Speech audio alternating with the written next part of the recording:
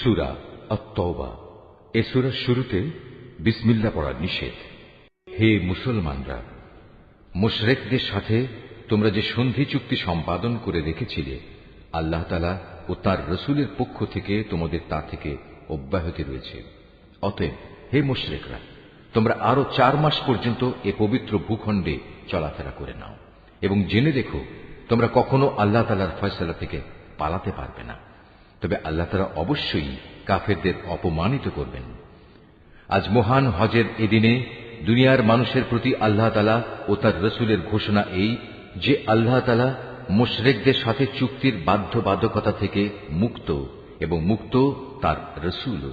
হে মুশরিকরা, যদি তোমরা এখনো তওবা করো তাহলে তাই হবে তোমাদের জন্য কল্যাণকর, আর যদি তোমরা মুখ ফিরিয়ে নাও তাহলে জেনে রেখো আল্লাহ তাআলার ফয়সালা থেকে তোমরা কখনো পালাতে পারবে না।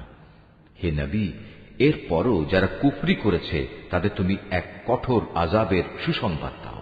তবে সেসব মুশরিকের কথা আলাদা যাদের সাথে তোমরা চুক্তি করেছ। তারা চুক্তি রক্ষার ব্যাপারে এতটুকুও ত্রুটি করেনি, না তারা কখনো তোমাদের বিরুদ্ধে অন্য কাউকে সাহায্য করেছে। তাদের চুক্তি তাদের মেয়াদ শেষ হওয়া পর্যন্ত অবশ্যই তোমরা মেনে চলবে। আসলেই যারা আল্লাহ তাআলাকে ভয় করে তাদের অবশ্যই তিনি ভালোবাসেন। অতঃপর যখন এ নিষিদ্ধ 4 মাস অতিবাহিত হয়ে যাবে, তখন মুশরিকদের যেখানে পাবে সেখানেই তোমরা হত্যা করবে, তাদের বন্দী করবে, তাদের অবরোধ করবে এবং তাদের ধরার জন্য তোমরা প্রতিটি ঘাঁটিতে ওঁত পেতে বসে থাকবে। তবে এর পরেও তারা যদি তওবা করে, দ্বীনের পথে ফিরে আসে এবং নামাজ প্রতিষ্ঠা করে, যাকাত আদায় করে, তাহলে তোমরা তাদের পথ ছেড়ে দাও। অবশ্যই আল্লাহ তাআলা ক্ষমাশীল ও বড় দয়াময়। আর মুশরিকদের মধ্যে থেকে যদি কোনো ব্যক্তি তোমার কাছে আশ্রয় চায়, তবে অবশ্যই তাকে তুমি আশ্রয় দেবে, যাতে করে তোমার আশ্রয় থেকে সে আল্লাহ তাআলার বাণী শুনতে পায়। অতঃপর তাকে তার কোনো নিরাপদ জায়গায় পৌঁছে দেবে। এটা এজন্যই যে এরা আসলেই এমন এক সম্প্রদায়ের লোক যারা কিছুই জানে না। আল্লাহ তাআলা ও তার রাসূলের সাথে মুশরিকদের এই চুক্তি কিভাবে বহাল থাকবে? তবে যাদের সাথে মসজিদুল হারামের পাশে বসে তোমরা চুক্তি সম্পাদন করেছিলে তাদের কথা আলাদা।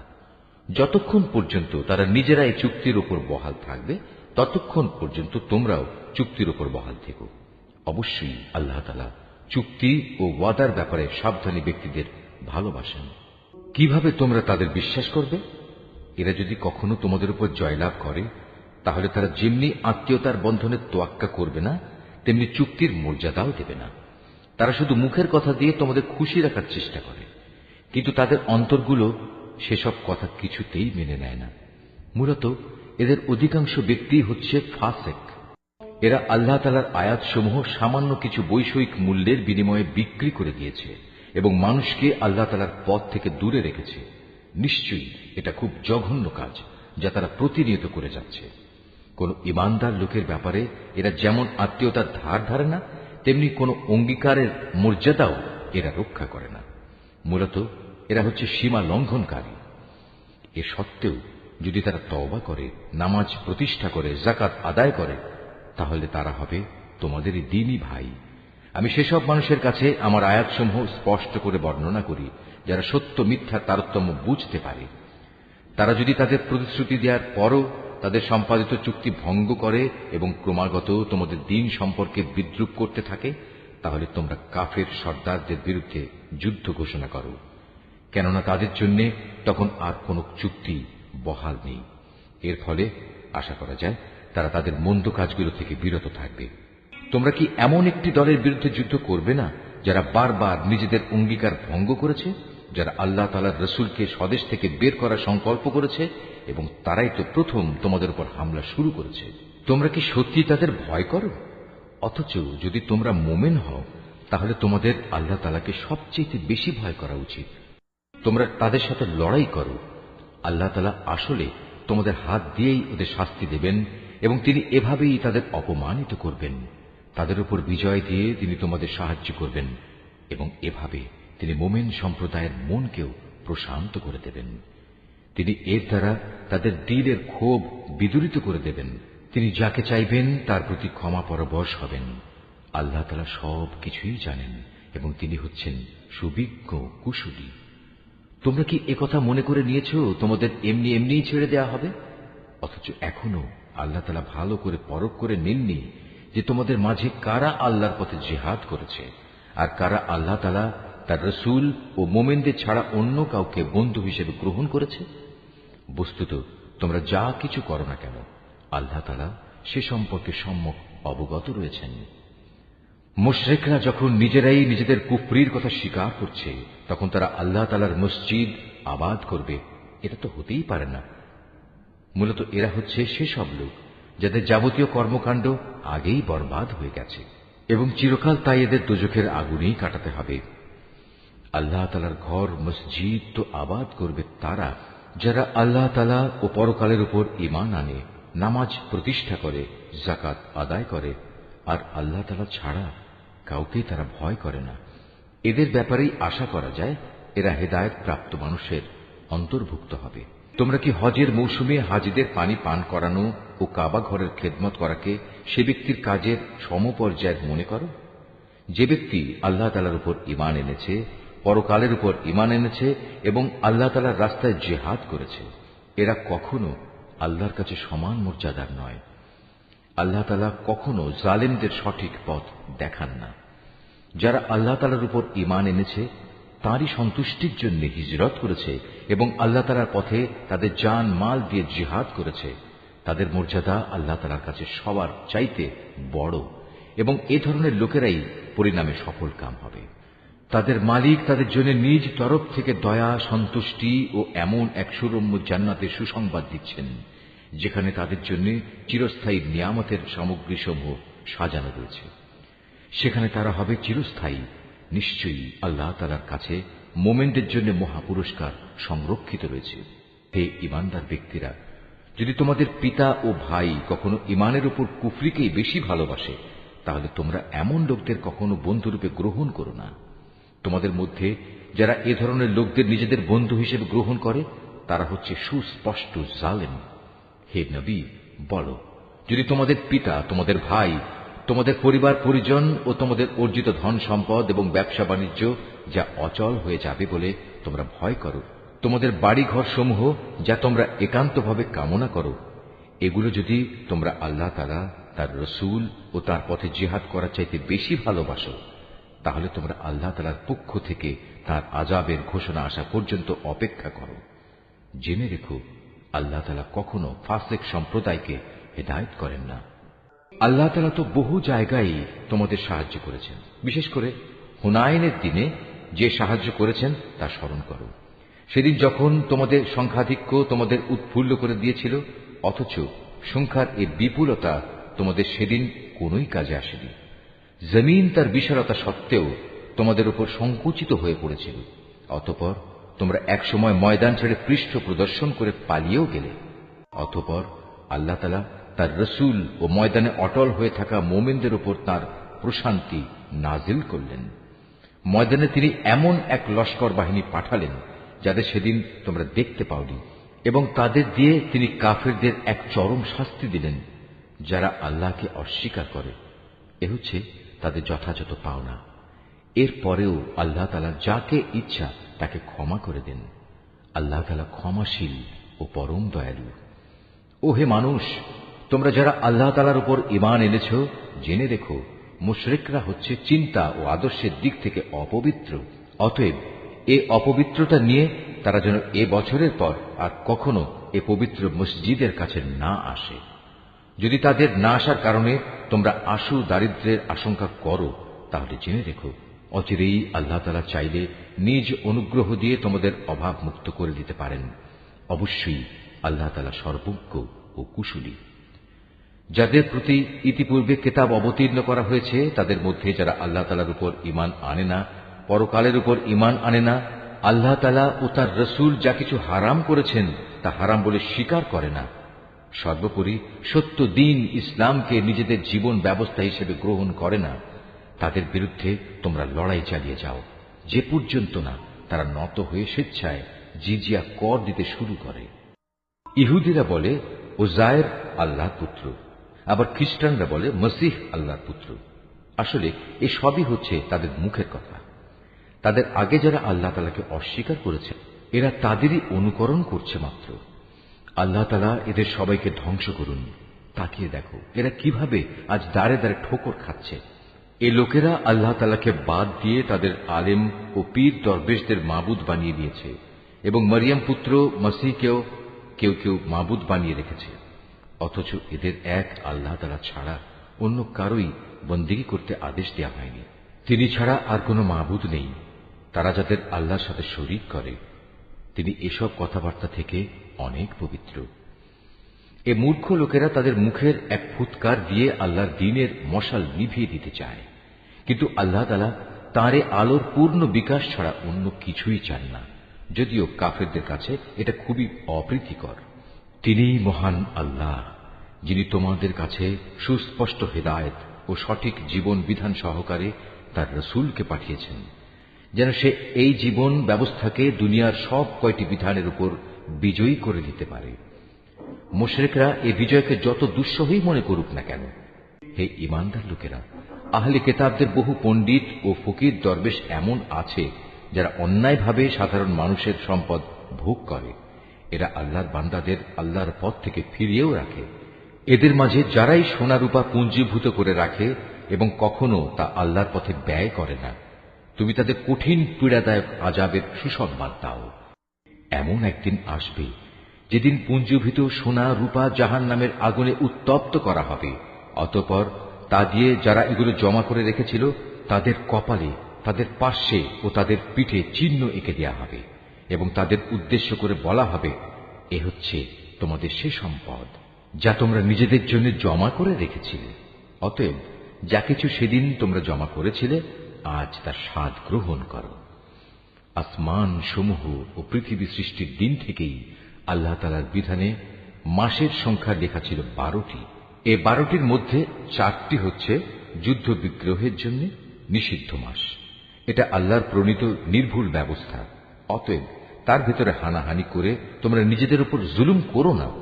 তোমরা যখন মুশরিকদের সাথে যুদ্ধ করবে তখন সবাই একসাথে মিলিত হয়ে তাদের মোকাবেলা করবে, যেমনি ভাবে তারাও একসাথে তোমাদের বিরুদ্ধে লড়াই করছে।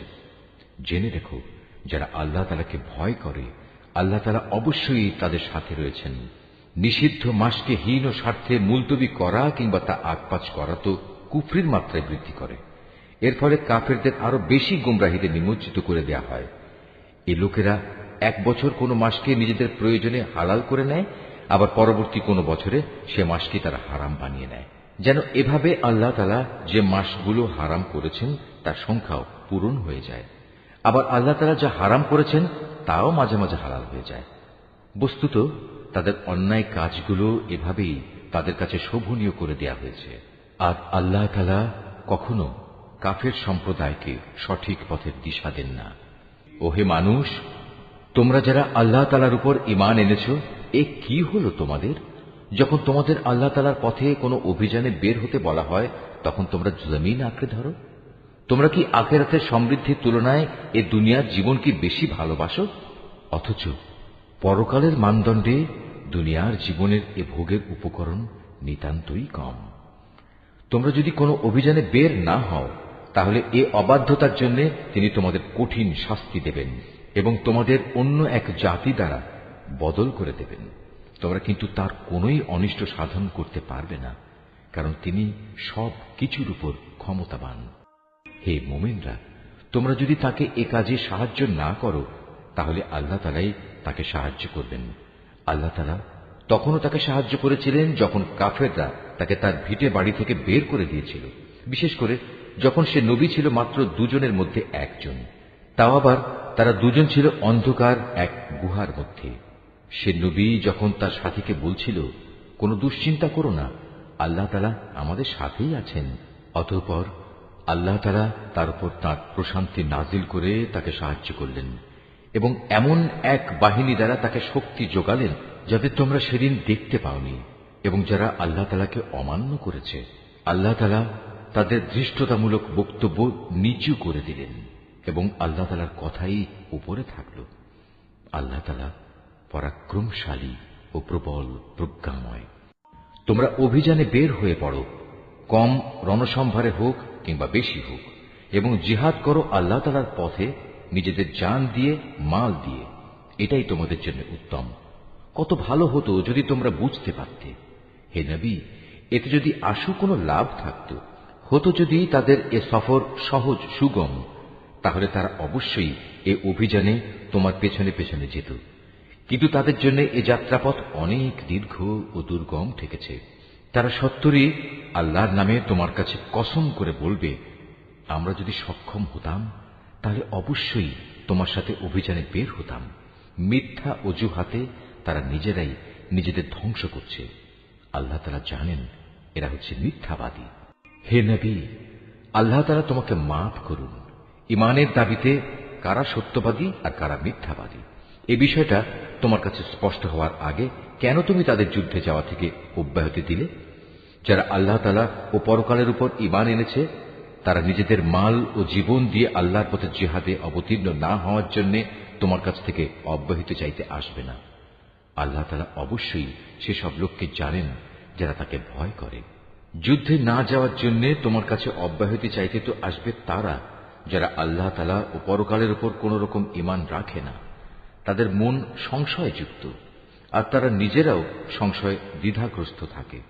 যদি সত্যি এরা তোমার সাথে বের হতে চাইত, তাহলে তারা সেই জন্য কিছু না কিছু প্রস্তুতি তো নিত, কিন্তু এদের যাত্রা করাটা আল্লাহ তাআলার মনোভূত হয়নি, তাই তিনি তাদের এ থেকে বিরত রাখলেন। তাদের যেন বলে দেয়া হলো, যারা পেছনে বসে আছে তোমরা তাদের সাথে বসে থাকো। ওরা তোমাদের সাথে বের হলে তোমাদের মাঝে বিভ্রান্তি শুধু বাড়িয়ে দিত এবং তোমাদের সমাজে নানা রকম অশান্তি সৃষ্টির জন্য এদিক সেদিক ছুটাছুটি করত। তাছাড়া তোমাদের মধ্যেও তো তাদের কথা আগ্রহের সাথে শোনার মতো গুপ্তচর কিংবা দুর্বল ইমানের লোক আছে। আল্লাহ তাআলা এসব জালেমদের অবস্থা সম্পর্কে সম্যক অবগত রয়েছেন। এরা এর আগেও তোমাদের মাঝে বিশৃঙ্খলা সৃষ্টি করতে চেয়েছিল এবং তোমার পরিকল্পনাগুলো পাল্টে দেওয়ার চক্রান্ত করেছিল।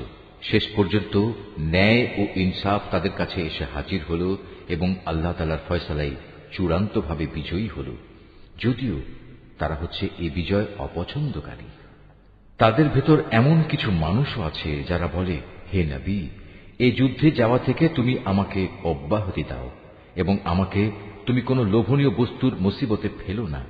তোমরা জেনে রেখো, এরা তো আগে থেকেই নানা মুসিবতে পড়ে আছে, আর জাহান্নাম তো কাফেরদের চারিদিকে বড় মুসিবতের মতোই ঘিরে রেখেছে।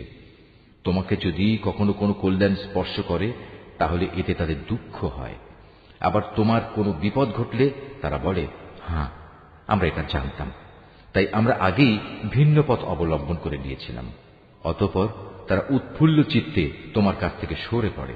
তুমি তাদের বলো, আসলে কল্যাণ অকল্যাণের কিছুই আমাদের উপর নাজিল হবে না, হবে শুধু তাই যা আল্লাহ তাআলা আমাদের জন্য নির্দিষ্ট করে রেখেছেন। তিনি আমাদের একমাত্র আশ্রয়। আর যারা মুমিন তাদের তো ভালো মন্দ সব ব্যাপারে শুধু আল্লাহ তাআলার উপরই ভরসা করা উচিত। আমাদের ব্যাপারে তোমরা কি বিজয় ও শাহাদাত এ দুটো কল্যাণের যে কোনো একটির অপেক্ষা করছো? কিন্তু তোমাদের জন্য আমরা যা কিছু প্রতীক্ষা করছি তা হচ্ছে আল্লাহ তাআলা নিজে থেকে তোমাদের আযাব দেবেন, কিংবা আমাদের হাত দিয়ে তোমাদের তিনি শাস্তি পৌঁছবেন। অতএব তোমরা অপেক্ষা করো, আমরাও তোমার সাথে অপেক্ষা করছি।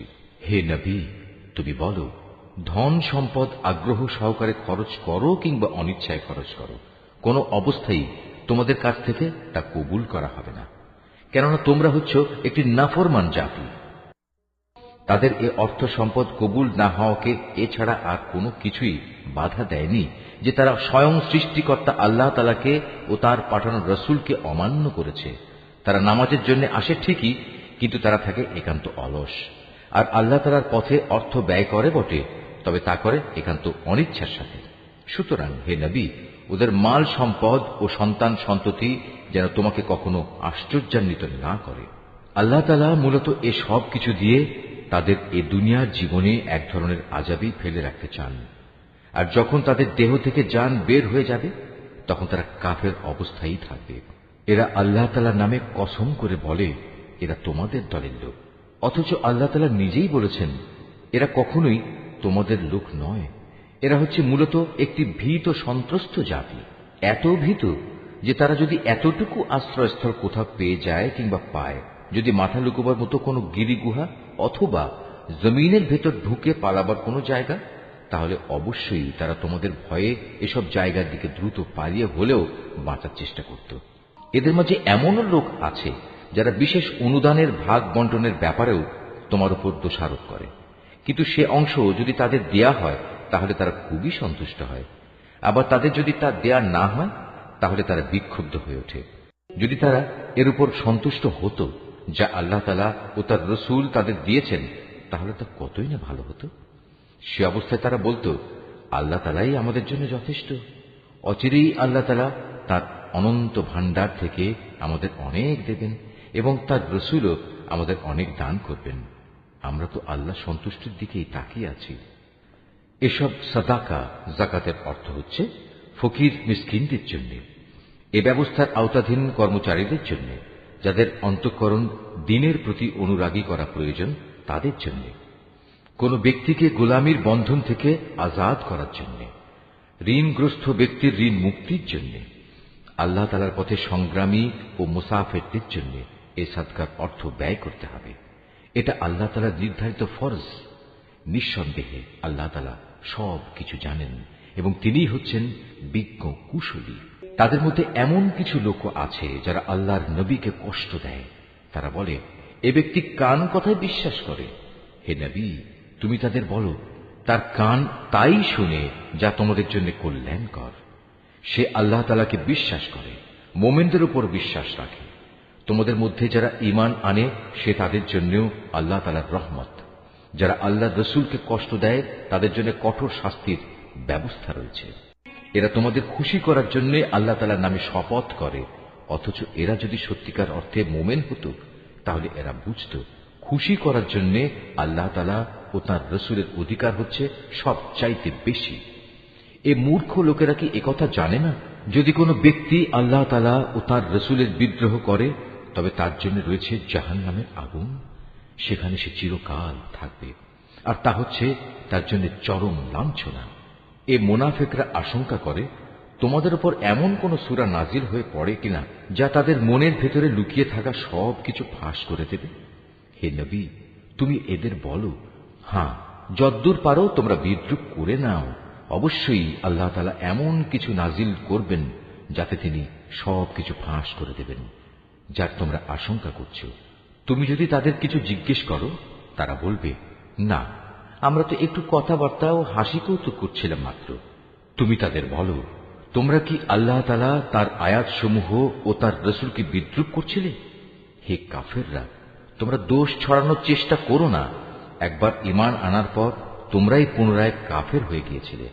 আমি যদি তোমাদের এক দলকে তাদের ঈমানের কারণে ক্ষমা করে দিতে পারি, তাহলে আরেক দলকে পুনরায় কুফরিতে ফিরে যাবার জন্য ভয়াবহ শাস্তিও দিতে পারি, কারণ এ শেষের দলের লোকেরা ছিল জঘন্য অপরাধী। মুনাফিক পুরুষ ও মুনাফিক নারী এরা স্বভাব চরিত্রে একে অপরের মতোই।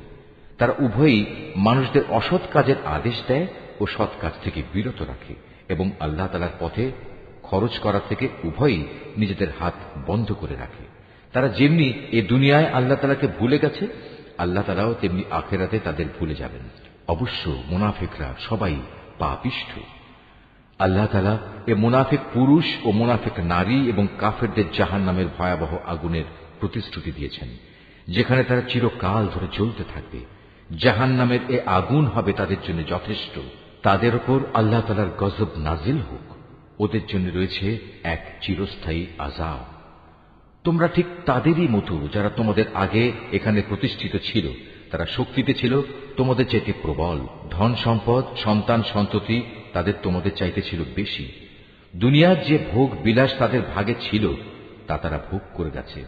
অতঃপর তোমাদের ভাগে যা আছে তোমরা তা ভোগ করে একদিন চলে যাবে। যেমনি করে তোমাদের আগের লোকেরা তাদের যে পরিমাণ ভোগ করা ছিল তা শেষ করে চলে গেছে। তারা যেমন অনর্থক কাজকর্মে ডুবে থাকত, তোমরাও তেমনি অর্থহীন কথাবার্তায় ডুবে আছো। এরা হচ্ছে সেসব লোক দুনিয়া আখেরাতে যাদের কর্মফল বিনষ্ট হয়ে গেছে, আর সত্যিকার অর্থে এরাই হচ্ছে নিদারুণভাবে ক্ষতিগ্রস্ত। এদের কাছে কি আগের লোকদের খবর পৌঁছেনি? নুহের জাতির, আদ জাতির, সামুদ জাতির কীর্তিকলা, ইব্রাহিম, মাদিয়ানবাসী নবী ও সে বিধ্বংস জনবসতির কথা কি এদের কাছে কেউ বলেনি? এ সব কয়টি জাতির মানুষের কাছে তাদের রসুলরা আল্লাহ তাআলার পক্ষ থেকে সুস্পষ্ট আয়াত নিয়ে এসেছিল। নবী না পাঠিয়ে কাউকে আযাব দেবেন এমন অবিচার তো আল্লাহ তাআলা তাদের উপর কখনো করতে পারেন না। বস্তুত তারা নিজেরাই নিজেদের উপর জুলুম করেছে। অপরদিকে মোমেন পুরুষ ও মোমেন নারীরা হচ্ছে একে অপরের বন্ধু। এরা অন্য মানুষকে ন্যায় কাজের আদেশ দেয়, অন্যায় কাজ থেকে বিরত রাখে। তারা নামাজ প্রতিষ্ঠা করে, যাকাত আদায় করে, জীবনের সব কাজে আল্লাহ তাআলা ও তার রসুলের বিধানের অনুসরণ করে। এরাই হচ্ছে সেসব মানুষ যাদের উপর আল্লাহ তাআলা অচিরেই তার রহমত নাজিল করবেন। অবশ্যই আল্লাহ তাআলা পরাক্রমশালী, কুশলী। এ ধরনের মোমেন পুরুষ ও মোমেন নারীদের আল্লাহ তাআলা এমন এক সুরম্য জান্নাতের প্রতিশ্রুতি দিচ্ছেন, যার তলদেশ দিয়ে ঝর্ণাধারা প্রবাহমান থাকবে, যেখানে তারা চিরদিন অবস্থান করবে। চিরস্থায়ী জান্নাতে তাদের জন্য সুন্দর সুন্দর বাসস্থানের ব্যবস্থা থাকবে। সেদিনের সবচেয়ে বড় নিয়ামত হবে বান্দার প্রতি আল্লাহ তাআলার সন্তোষ। এটাই হবে সেদিনের সবচেয়ে বড় সাফল্য। হে নবী, কাফের ও মুনাফিকদের বিরুদ্ধে জিহাদে অবতীর্ণ হও, ওদের প্রতি কঠোরতা অবলম্বন করো, কেননা এদের চূড়ান্ত আবাসস্থল হবে জাহান্নাম। এটি বড়ই নিকৃষ্ট স্থান। এরা আল্লাহর নামে কসম করে বলে কুফরি শব্দ এরা বলেনি, আসলে এরা কুফরি শব্দ বলেছে এবং তাদের ইসলাম গ্রহণের পরেই তারা তা অস্বীকার করেছে। এরা এমন এক কাজে সংকল্প করেছিল যা তারা করতে পারেনি।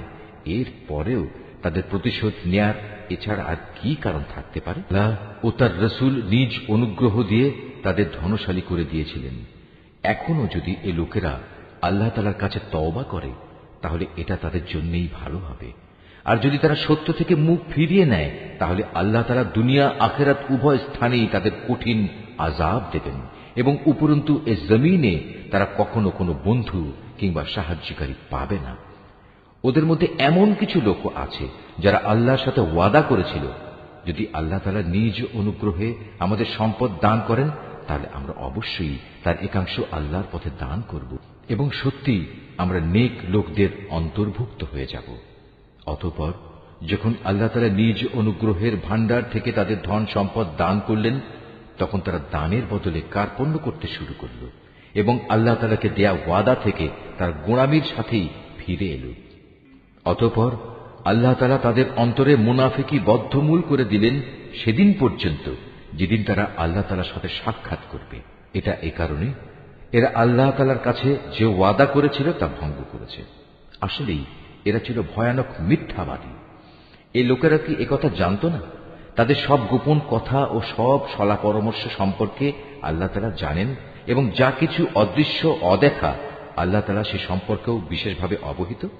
আল্লাহ তাআলা তাদের ব্যাপারেও সম্যক অবগত আছেন, যারা সেসব ঈমানদার ব্যক্তিদের দোষারোপ করে, যারা আন্তরিক নিষ্ঠা ও আগ্রহের সাথে আল্লাহ তাআলার পথে দান করে এবং যারা দান করার মতো নিজেদের পরিশ্রম লব্ধ সামান্য কিছু সম্পদ ছাড়া কিছুই পায় না।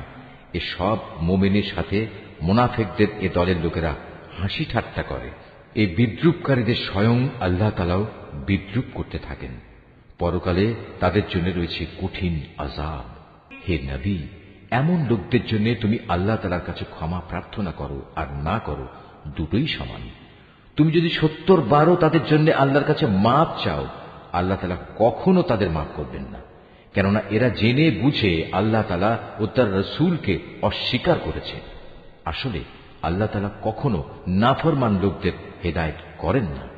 যারা তাবুকের যুদ্ধে না গিয়ে পেছনে পড়ে থাকলো, তারা এভাবে রসুলের ইচ্ছার বিরুদ্ধে নিজেদের ঘরে বসে থাকতে পেরে খুব খুশি হয়ে গেল। মূলত তারা তাদের জান মাল দিয়ে আল্লাহর পথে জিহাদ করাটা পছন্দ করল না, বরং বলল, এ ভীষণ গরমে তোমরা বাইরে যেও না। হে নবী, তুমি তাদের বলো, জাহান্নামের আগুন তো এর চাইতেও বেশি গরম। কত ভালো হতো এ লোকগুলো যদি এ কথাটা বুঝতে পারত। অতএব এ দুনিয়ায় তাদের কম হাসা উচিত, অন্যথায় কিয়ামতের দিন তাদের বেশি কাঁদতে হবে। তারা যা গুনাহ এখানে অর্জন করেছে তাই হবে তাদের সেদিনের যথার্থ বিনিময়। যদি আল্লাহ তাআলা এ অভিযানের পর তোমাকে এদের কোনো একটি দলের কাছে ফেরত নিয়ে আসেন এবং তারা যদি তোমার কাছে পুনরায় কোনো যুদ্ধে যাবার অনুমতি চায়, তাহলে তুমি বলো, না, কখনো তোমরা আমার সাথে আর কোনো অভিযানে বের হবে না। তোমরা আমার সাথী হয়ে আর কখনো শত্রুর সাথে লড়বে না, কেননা তোমরা আগের বার যুদ্ধের বদলে পেছনে বসে থাকা পছন্দ করেছিলে। আর যাও, যারা পেছনে পড়ে আছে তাদের সাথে তোমরাও গিয়ে বসে থাকো। ওদের মধ্যে কোনো লোকের মৃত্যু হলে তুমি কখনো তার জানাজা নামাজ পড়ো না, কখনো তার কবরের পাশে তুমি দাঁড়িও না, কেননা এ ব্যক্তিরা আল্লাহ তাআলা ও তার রাসূলের সাথে কুফরি করেছে। এরা নাফরমান অবস্থায় মরেছে। ওদের ধন সম্পদ ও সন্তান সন্ততি যেন তোমাদের কখনো বিমুগ্ধ করতে না পারে। মূলত আল্লাহ তাআলা এ সব কিছু দিয়ে তাদের দুনিয়ার জীবনে নানা ধরনের শাস্তি দিতে চান, এবং তাদের প্রাণবায়ু একদিন এমন এক অবস্থায় বের হবে যখন তারা পুরোপুরি কাফের থাকবে। যখনই এমন ধরনের কোন সূরা নাজিল হয় যাতে বলা হয় তোমরা আল্লাহর উপর ঈমান আনো এবং তার রাসূলের সাথে মিলে কাফেরদের বিরুদ্ধে জিহাদ করো, তখনই তাদের বিত্তশালী ব্যক্তিরা তোমার কাছে এসে যুদ্ধে না যাওয়ার জন্য অব্যাহতি চায় এবং তারা বলে, হে নবী, আমাদের রেহাই দাও, যারা ঘরে বসে আছে তাদের সাথে আমাদেরও বসে থাকতে দাও। তারা মূলত ঘরে বসে থাকা লোকদের সাথে অবস্থান করাই পছন্দ করে নিয়েছে। তাদের অন্তরে মোহর মেরে দেয়া হয়েছে, ফলে তারা কিছুই বুঝতে পারে না। কিন্তু আল্লাহর রাসূল এবং যারা তার সাথে আল্লাহ তাআলার উপর ঈমান এনেছে তারা সবাই নিজেদের জান মাল দিয়ে আল্লাহর পথে জিহাদ করেছে। অতএব এদের জন্যই যাবতীয় কল্যাণ নির্দিষ্ট হয়ে আছে, আর সত্যিকার অর্থে এরাই হচ্ছে সফল কাম। এর বিনিময়ে আল্লাহ তাআলা এদের জন্য এমন এক সুরম্য জান্নাত প্রস্তুত করে রেখেছেন যার পাদদেশে ঝর্ণাধারা প্রবাহমান, সেখানে তারা চিরকাল থাকবে। বস্তুত এ হচ্ছে সর্বোত্তম সাফল্য। ওজরকামী কিছু সংখ্যক আরব বেদুইনও তোমার কাছে এসে হাজির হয়েছে, যেন তাদেরও এ যুদ্ধে যাওয়া থেকে অব্যাহতি দেয়া হয়। এভাবে সে লোকগুলো ঘরে বসে থাকলেও যারা আল্লাহ তাআলা ও তার রাসূলের কাছে ঈমানের মিথ্যা দাবি করেছিল। এদের মধ্যে যারা আল্লাহ ও তার রাসূলকে অমান্য করে ঘরে বসে থেকেছে, অচিরেই তারা মর্মান্তিক আযাবে নিমজ্জিত হবে। যারা দুর্বল তারা যদি এ যুদ্ধে শরীক না হয়ে থাকে তাদের উপর কোনো দোষ নেই। দোষ নেই তাদেরও যারা অসুস্থ কিংবা যারা যুদ্ধে খরচ করার মতো কোনো সম্বল পায়নি। অবশ্য এরা যদি আল্লাহ তাআলার নিষ্ঠাবান বান্দা হয় তাহলেই তারা এ অব্যাহতির আওতায় পড়বে। সৎ কর্মশীল মানুষদের বিরুদ্ধেও কোনো অভিযোগের কারণ নেই। আল্লাহ তাআলা একান্ত ক্ষমাশীল ও পরম দয়ালু। তাদের ব্যাপারেও কোনো অভিযোগ নেই যারা যুদ্ধ শুরুর প্রাক্কালে তোমার কাছে যাত্রার বাহন সরবরাহ করার জন্য এসেছিল এবং তুমি তাদের বলেছিলে, তোমাদের জন্য আমি এমন কিছু পাচ্ছি না যার উপর আমি তোমাদের আরোহণ করাতে পারি। অতএব তারা ফিরে গেল। তারা এমনভাবে ফিরল যে তাদের চোখ থেকে অশ্রু বয়ে যাচ্ছিল। যুদ্ধে যাবার খরচ জোগাড় করতে না পারায় তারা ভীষণভাবে দুঃখিত হল। সব অভিযোগ তো তাদের বিরুদ্ধে যারা সামর্থ্যবান হওয়া সত্ত্বেও তোমার কাছে অব্যাহতি চায়। যারা পেছনে পড়ে থাকলো তাদের সাথে ঘরে বসে থাকাই অবশেষে তারা পছন্দ করল। আল্লাহ তাআলা তাদের অন্তরে মোহর মেরে দিয়েছেন। এ কারণেই তারা তা জানতে পারছে না কোনটা তাদের জন্য ভালো। যুদ্ধ শেষে তোমরা যখন তাদের কাছে ফিরে আসবে তখন এরা তোমাদের কাছে ওজর পেশ করবে। তুমি তাদের বলো, আজ তোমরা কোন রকম ওজর আপত্তি পেশ করো না, আমরা আর কখনো তোমাদের বিশ্বাস করব না। আল্লাহ তাআলা ইতিমধ্যেই তোমাদের অন্তরের সব কথা আমাদের বলে দিয়েছেন। এখন থেকে আল্লাহ তাআলা ও তাঁর রাসূলই তোমাদের কার্যকলাপ দেখবেন। অতঃপর তোমাদের সে মহান সত্তার কাছেই ফিরে যেতে হবে, যিনি যেমন জানেন তোমাদের গোপন করে রাখা সবকিছু, তেমনি জানেন প্রকাশ্য বিষয়সমূহ। অতঃপর তিনি সে আলোকে তোমাদের বলে দেবেন দুনিয়ার জীবনে তোমরা কি কাজ করছিলে। যখন তোমরা তাদের কাছে ফিরে আসবে তখন এরা আল্লাহ তাআলার নামে কসম করে তোমাকে বলবে তুমি যেন তাদের ব্যাপারটা উপেক্ষা করো। আসলেই তোমরা ওদের উপেক্ষা করো, কেননা ওরা হচ্ছে চিন্তা ও আদর্শের দিক থেকে নাপাক। তাদের ঠিকানা হচ্ছে জাহান্নাম। দুনিয়ার জীবনে তারা যা কিছু করে এসেছে এটা হচ্ছে তার যথার্থ বিনিময়। এরা তোমাদের কাছে এজন্যই কসম করে যেন তোমরা সব কথা ভুলে আবার তাদের উপর সন্তুষ্ট হয়ে যাও। কিন্তু তোমরা যদি শতবারও তাদের উপর সন্তুষ্ট হও, আল্লাহ তাআলা কখনো এ ফাসেক সম্প্রদায়ের উপর সন্তুষ্ট হবেন না। বেদুইন আরব লোকগুলো কুফর ও মুনাফিকের ব্যাপারে অত্যন্ত কঠোর প্রকৃতির। আল্লাহ তাআলা তার রাসূলের উপর স্বীয় দ্বীনের সীমারেখার যে বিধানসমূহ নাজিল করেছেন সে জ্ঞান লাভ না করার ক্ষমতাই মনে হয় এদের মধ্যে প্রবল। মূলত আল্লাহ তাআলাই হচ্ছেন সুবিজ্ঞ, কুশলী। এ বেদুইন আরবদের মধ্যে এমন কিছু লোক আছে যারা কখনো যদি আল্লাহ তাআলার পথে কিছু ব্যয় করে তাকে নিজেদের উপর জরিমানা তুল্য মনে করে এবং তোমাদের ব্যাপারে কালের বিবর্তনমূলক কোন বিপদ মুসিবত আসুক এ অপেক্ষায় থাকে। আসলে কালের মন্দচক্র তো তাদের নিজেদের উপরই ছেয়ে আছে। বস্তুত আল্লাহ তাআলা সবকিছু শোনেন, সবকিছু জানেন। আবার এই বেদুইন আরবদের মাঝে এমন কিছু লোক আছে যারা আল্লাহ তাআলা ও পরকালের উপর ঈমান রাখে। এরা আল্লাহর পথে যা কিছু খরচ করে তাকে আল্লাহর নৈকট্য লাভ ও রসুলের দোয়া পাওয়ার একটা অবলম্বন মনে করে। সত্যি সত্যি তা হচ্ছে তাদের জন্য আল্লাহর নৈকট্য লাভের একটা উপায়। অচিরেই আল্লাহ তাআলা তাদের স্বীয় রহমতে প্রবেশ করাবেন। অবশ্যই আল্লাহ তাআলা ক্ষমাশীল ও পরম দয়ালু। মুহাজির ও আনসারদের মাঝে যারা প্রথম দিকে ঈমান এনেছে এবং পরে যারা একান্ত নিষ্ঠার সাথে তাদের অনুসরণ করেছে, আল্লাহ তাআলা এদের উপর সন্তুষ্ট হয়েছেন এবং এরাও আল্লাহ তাআলার উপর সন্তুষ্ট হয়েছে। আল্লাহ তাআলা তাদের জন্য এমন এক সুরম্য জান্নাত তৈরি করে রেখেছেন যার তলদেশ দিয়ে ঝর্ণাধারা প্রবাহিত। সেখানে তারা চিরকাল থাকবে, আর তাই হবে সর্বোত্তম সাফল্য। এ বেদুইন আরবদের যারা তোমার আশেপাশে বাস করে তাদের মধ্যে কিছু কিছু মুনাফিক আছে, আবার কিছু মুনাফিক মদিনাবাসীদের মধ্যেও আছে। এরা সবাই কিন্তু মুনাফিকিতে সিদ্ধহস্ত। তুমি এদের জানো না, কিন্তু আমি এদের জানি। অচিরেই আমি এদের অপমান ও পরাজয়ের দ্বারা দুবার শাস্তি দেব। অতঃপর ধীরে ধীরে এদের সবাইকে এক বড় আযাবের দিকে ফিরিয়ে দেয়া হবে। তোমাদের মাঝে আরো কিছু লোক আছে যারা অকপটে নিজেদের গুনাহসমূহের কথা স্বীকার করে। শয়তানের ফেরে পেয়ে তারা তাদের নেক কাজকে গুনাহের কাজের সাথে মিশিয়ে ফেলেছে। আশা করা যায় আল্লাহ তাআলা তাদের উপর ক্ষমা পরবশ হবেন। অবশ্যই আল্লাহ তাআলা ক্ষমাশীল ও পরম দয়ালু। তুমি তাদের ধন সম্পদ থেকে যাকাত ও সাদকা গ্রহণ করো। সাদকা তাদের পাক সাফ করে দেবে, তা দিয়ে তাদের পরিশোধিত করে দেবে। তুমি তাদের জন্য দোয়া করবে, কেননা তোমার দোয়া তাদের জন্য হবে পরম সান্ত্বনা। আল্লাহ তাআলা সব কিছু শোনেন এবং সবকিছু জানেন। তারা কি এ কথাটা জানে না আল্লাহ তাআলা তাঁর বান্দাদের তওবা কবুল করেন এবং তিনি যাকাত ও সাদকা গ্রহণ করেন? নিশ্চয়ই আল্লাহ তাআলা হচ্ছেন তওবা গ্রহণকারী ও পরম দয়ালু। হে নবী, এদের তুমি বলো, তোমরা ভালো কাজ করো। আল্লাহ তাআলা, তার রসূল ও মোমেনরা তোমাদের ভবিষ্যৎ কর্মকাণ্ড পর্যবেক্ষণ করবেন। অতঃপর মৃত্যুর পর তোমাদের সবাইকে এমন এক সত্তার দিকে ফিরিয়ে দেয়া হবে যিনি দেখা অদেখা সবকিছু সম্পর্কেই সম্যক অবগত। সেদিন তিনি তোমাদের বলে দেবেন, তোমরা দুনিয়ার জীবনে কোন ধরনের কাজ করছিলে। তোমাদের মাঝে আরো একটি দল রয়েছে যাদের ব্যাপারে এখনো আল্লাহ তাআলার সিদ্ধান্তের আশা করা হচ্ছে। আল্লাহ তাআলা তাদের হয় শাস্তি দেবেন, না হয় তিনি তাদের তওবা কবুল করবেন। বস্তুত আল্লাহ তাআলা হচ্ছেন সুবিজ্ঞ, কুশলী।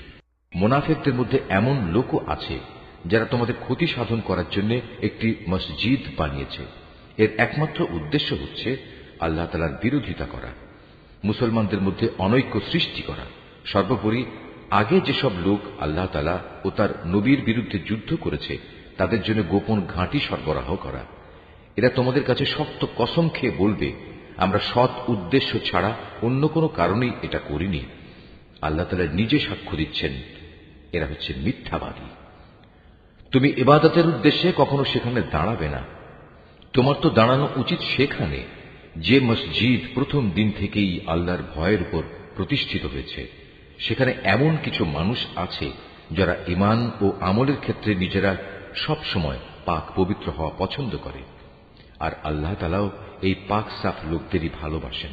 যে ব্যক্তি তার ঘরের ভিত্তি স্থাপন করেছে আল্লাহর ভয় ও আল্লাহর সন্তুষ্টির উপর, সে ব্যক্তি উত্তম, না যে ব্যক্তি তার ঘরের ভিত্তি দাঁড় করিয়েছে পতন উন্মুখ একটি গর্তের কিনারায় এবং যা তাকে সহ অচিরেই জাহান্নামের অতল আগুনের খাদে গিয়ে পড়বে। আল্লাহ তাআলা কখনো জালেম সম্প্রদায়কে হেদায়েত দেন না। ওরা যা বানিয়েছে তা হামেশাই তাদের অন্তরে একটি সন্দেহের বীজ হয়ে আটকে থাকবে, যে পর্যন্ত না ওদের অন্তরসমূহ ছিন্ন বিচ্ছিন্ন হয়ে যাবে, ততদিন পর্যন্ত তা অব্যাহত থাকবে। আল্লাহ তাআলা সর্বজ্ঞ ও প্রবল প্রজ্ঞাময়। অবশ্যই আল্লাহ তাআলা মুমিনদের কাছ থেকে জান্নাতের বিনিময়ে তাদের জান ও তাদের মাল খরিদ করে নিয়েছেন। এরা আল্লাহর পথে জিহাদ করে, অতঃপর এ জিহাদে কখনো কাফেরদের তারা হত্যা করে, কখনো আবার শত্রু হাতে তারা নিজেরা নিহত হয়।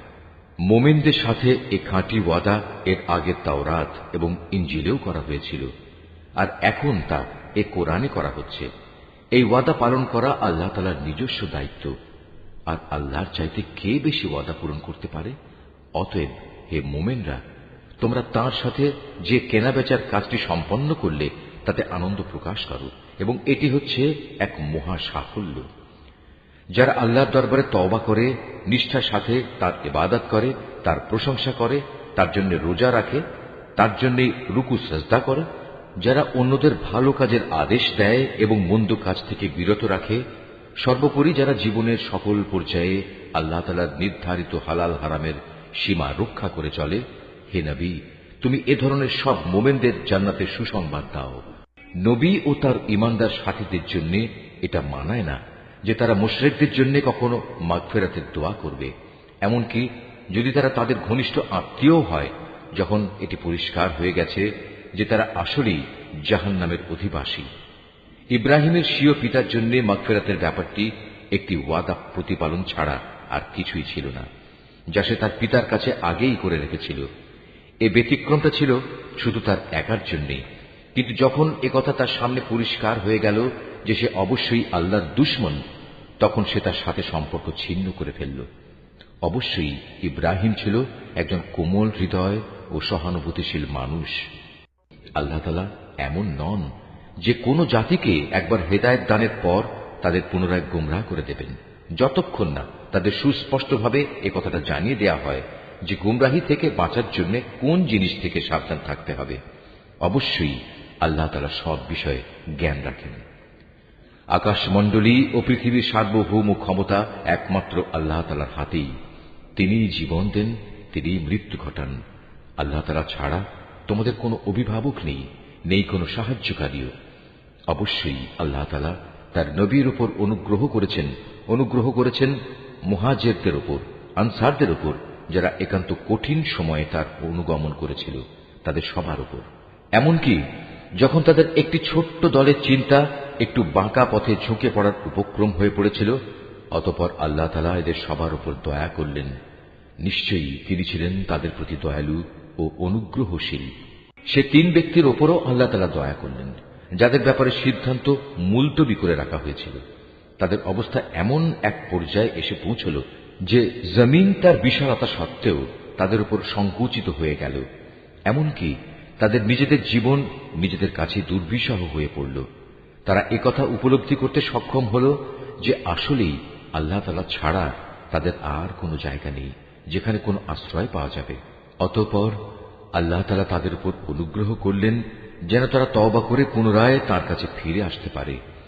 অবশ্যই আল্লাহ তাআলা ক্ষমাশীল ও পরম দয়ালু। হে ঈমানদার ব্যক্তিরা, তোমরা আল্লাহ তাআলাকে ভয় করো এবং হামেশা সত্যবাদীদের সাথে থাকো। মদিনার মূল অধিবাসী ও তাদের আশেপাশের বেদুইন আরবদের জন্য এটা সঙ্গত ছিল না যে তারা রসূলের সহগামী না হয়ে পেছনে থেকে যাবে এবং তার জীবন থেকে নিজেদের জীবনকে বেশি প্রিয় মনে করবে। আসলে এটা এজন্যে আল্লাহ তাআলার পথে তারা যে তৃষ্ণা, ক্লান্তি ও ক্ষুধায় কষ্ট পাবে তা তাদের নেক আমলের মধ্যেই শামিল হবে। তাছাড়া এমন কোন স্থানে তারা যাবে যেখানে যাওয়ায় কাফেরদের তাদের উপর ক্রোধ আসবে এবং শত্রুদের কাছ থেকেও মোকাবেলার সময় তারা কিছু সম্পদ লাভ করবে। মূলত এর প্রতিটি কাজের বদলে তাদের জন্য নেক আমল লেখা হবে। নিশ্চয়ই আল্লাহ তাআলা নেক লোকদের কাজের প্রতিফল বিনষ্ট করবেন না। এভাবেই তারা আল্লাহর পথে যা খরচ করে তা পরিমাণে কম হোক কিংবা বেশি, তা বিনষ্ট হয় না।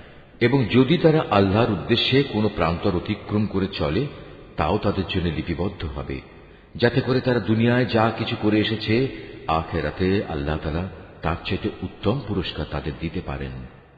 মোমেনদের কখনো কোনো অভিযানে সবার একত্রে বের হওয়া ঠিক নয়। তারা এমন কেন করল না যে তাদের প্রত্যেক দল থেকে কিছু কিছু লোক বের হতো এবং দ্বীন সম্পর্কে জ্ঞানানুশীলন করত, অতঃপর যখন তারা অভিযান শেষে নিজ জাতির কাছে ফিরে আসত, তখন তাদের জাতিকে তারা আযাবের ভয় দেখাত। আশা করা যায় এতে তারা সতর্ক হয়ে চলবে। হে ঈমানদার লোকেরা, কাফেরদের মধ্যে যারা তোমাদের সীমান্তের কাছাকাছি রয়েছে তাদের বিরুদ্ধে জিহাদ করো। এমনভাবে জিহাদ করবে যেন তারা তোমাদের মধ্যে কঠোরতা দেখতে পায়। জেনে রেখো, আল্লাহ তাআলা হামেশাই মুত্তাকি লোকদের সাথে রয়েছেন। যখন কোনো নতুন সূরা নাজিল হয়, তখন এদের কিছু লোক এসে বিদ্রূপের ভাষায় জিজ্ঞেস করে, এ সূরা তোমাদের কার কার ঈমান বৃদ্ধি করেছে? তোমরা বলো, হ্যাঁ, যারা সত্যিই আল্লাহর উপর ঈমান এনেছে, এই সূরা অবশ্যই তাদের ঈমান বৃদ্ধি করেছে এবং এর ফলে তারা আনন্দিতও হয়েছে।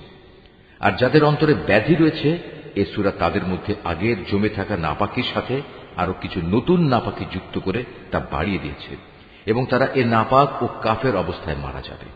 তারা কি দেখতে পায় না প্রতি বছর তাদের কিভাবে বিভিন্ন পরীক্ষায় ফেলে একবার কিংবা দুবার বিপর্যস্ত করা হচ্ছে?